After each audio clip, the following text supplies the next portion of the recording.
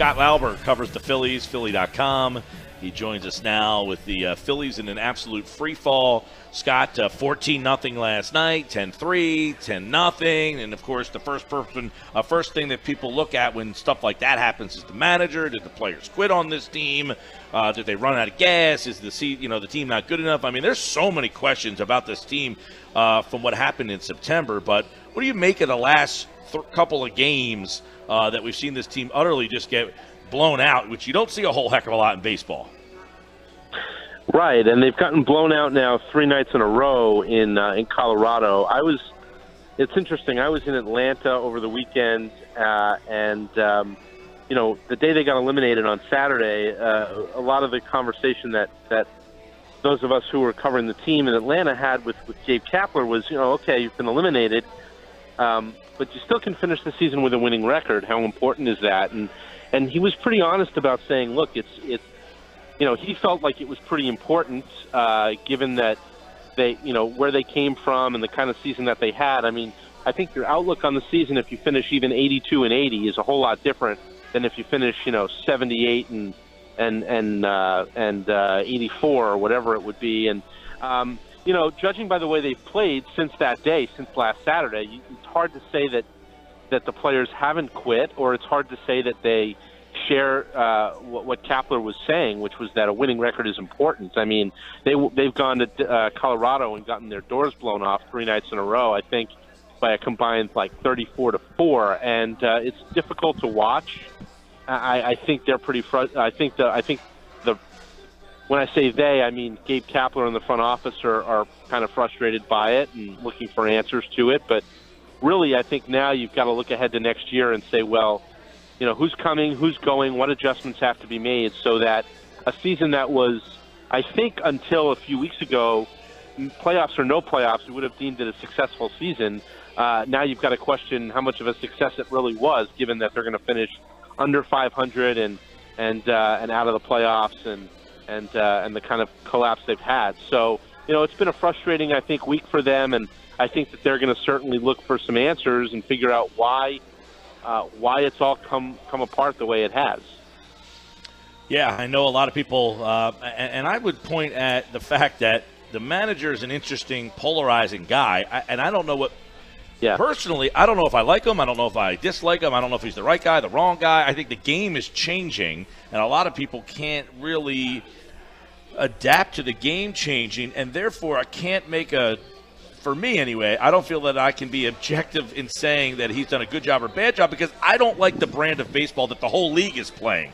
So is he doing a good job based on the way that the game has changed? If I'm judging him based on the way that I like the game, the old brand of baseball, I would say he's not doing a good job. But I don't think that's fair. So would you say that he's doing a good job based on the way that the game is heading towards? Mike, I think you make a great point. We tend to talk about Gabe Kapler and what he's done with the Phillies as if, kind of in a vacuum, as if the Phillies are the only team that's doing it.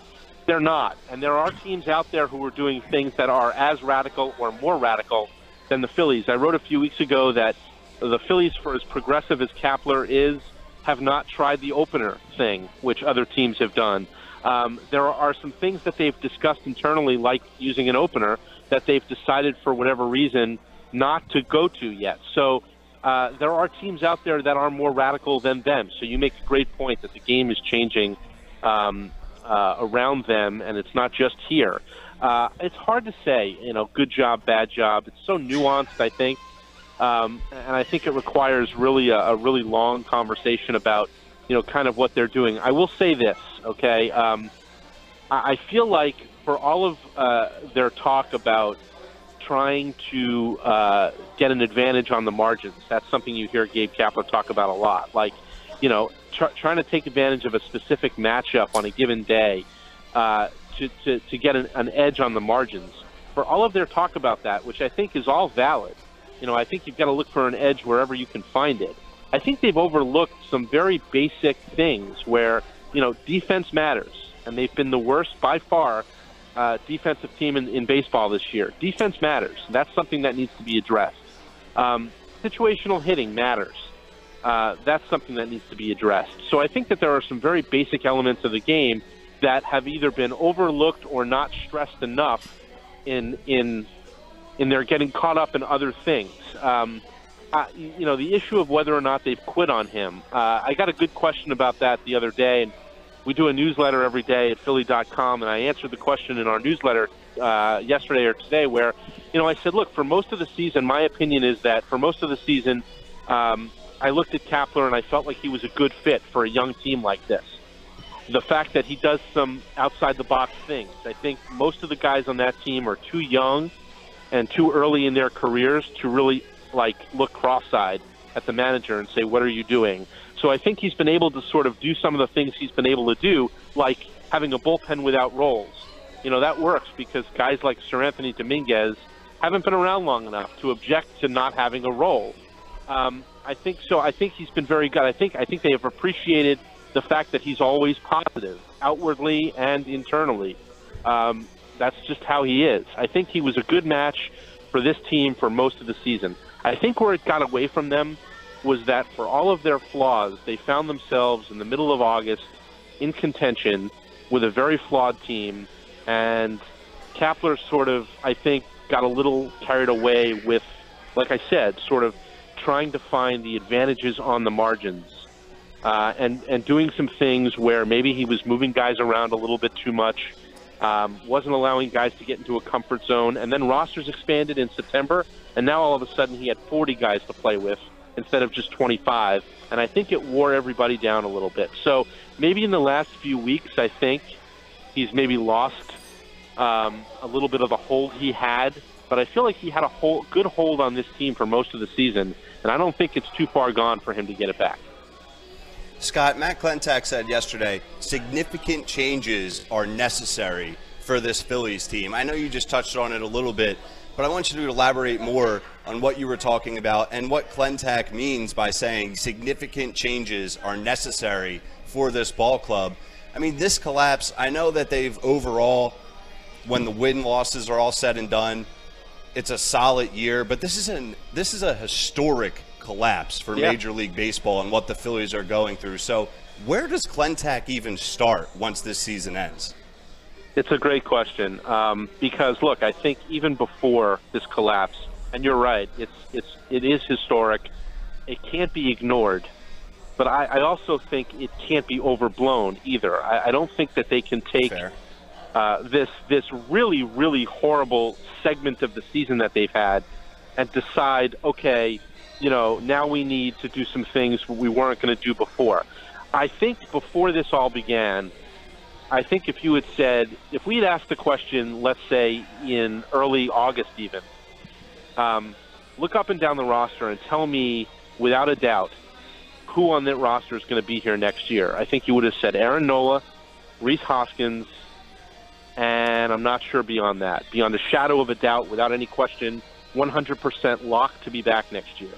And so the fact that even when things were going well, you probably couldn't have answered that question beyond the first two guys tells you that they were always going to be in store, I think, for kind of a transformative offseason. Now, what have the last 6 weeks told them about, guys who are like Odubel Herrera, Maikel Franco, Nick Williams, Aaron Altair, and that's just on the hitting side. Vince Velasquez, Nick Pivetta. I mean, how many of those guys factor into next year's plans?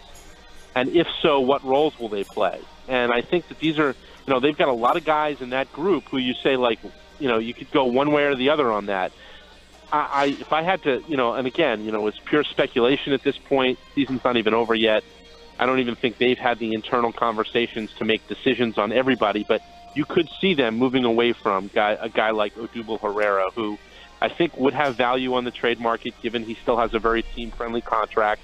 Maybe there's a team out there that likes him as much as you do or more, and you can get something for him. I could see them moving on from a guy like him. I could see them moving on from Maikel Franco. I could see them moving on from Cesar Hernandez.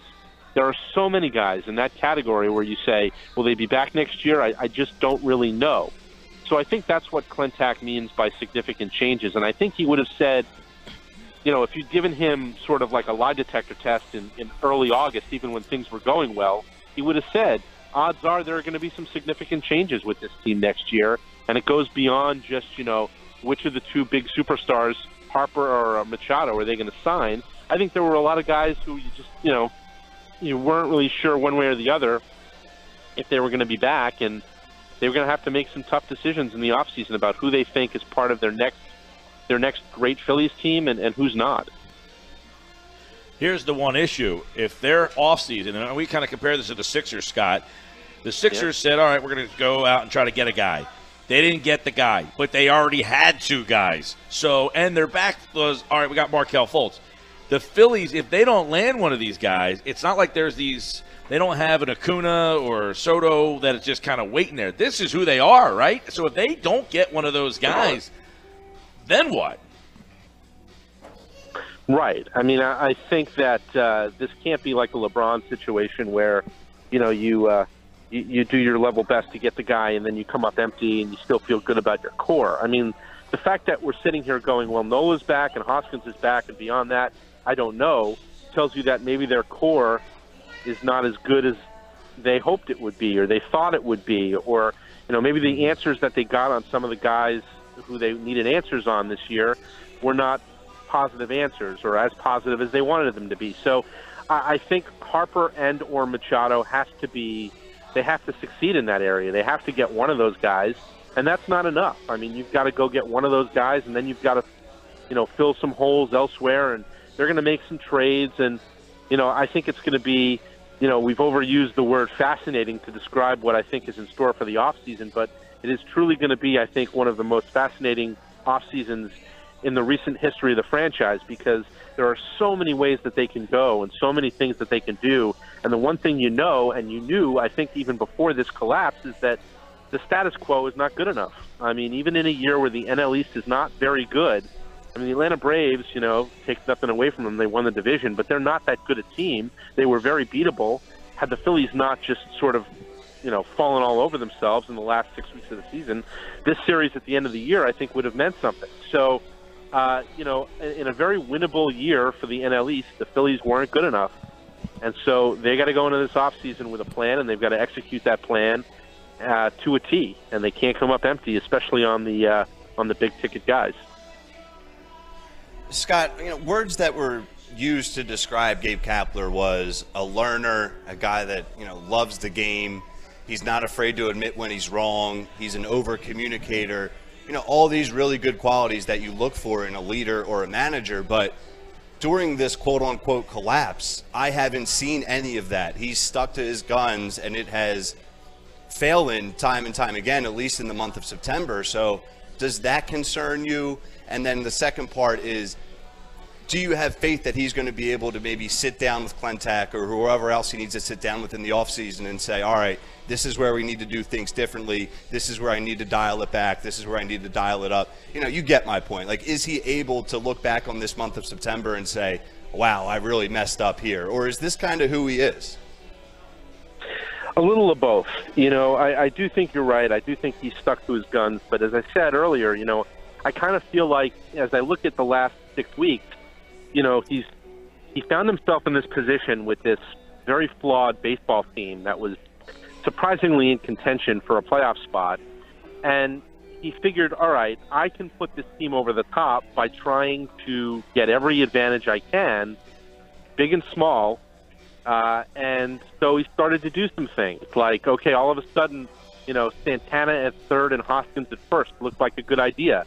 Sure, until that first ball went through the hole in the left side of the infield, because Carlos Santana is not a third baseman, and he's certainly not a shortstop, and he doesn't have the range to get to that ball.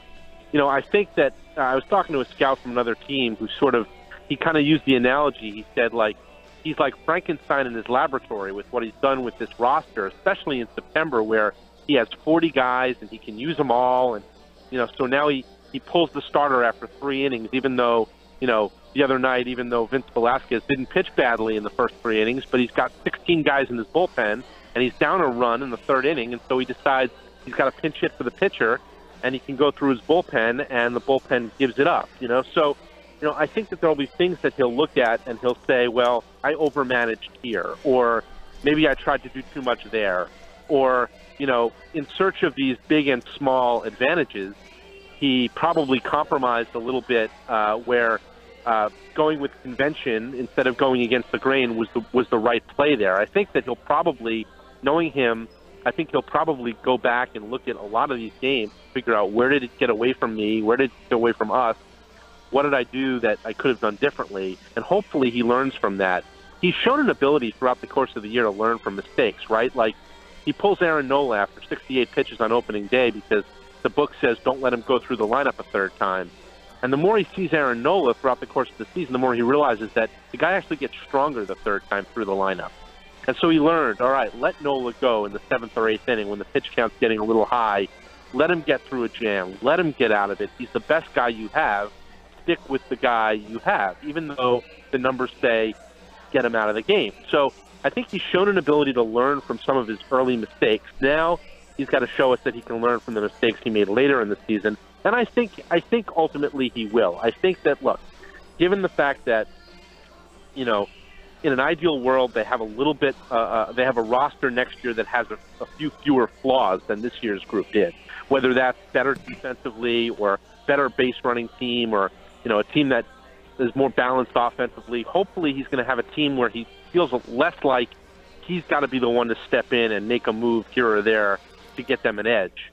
And I think that's going to be, I think that's on Klentak, and it's on Kapler to realize where he overmanaged, where he overstepped, where he tried to do too much, because he tried to do too much quite often the last 6 weeks of the season. Scott Lauber covers the Phillies, Philly.com. Great stuff as the Phillies go into a very interesting offseason. They are losing currently 3-0 in Colorado, but Matt Klentak did say that Gabe Kapler will return next season, and Kapler did say that all of the coaches will be back next year as well. So we'll certainly keep our eye on this offseason. Very important one coming up for both Matt Klentak and then next season in the dugout for Gabe Kapler. Scott, appreciate it as always, pal. You bet. Anytime, guys.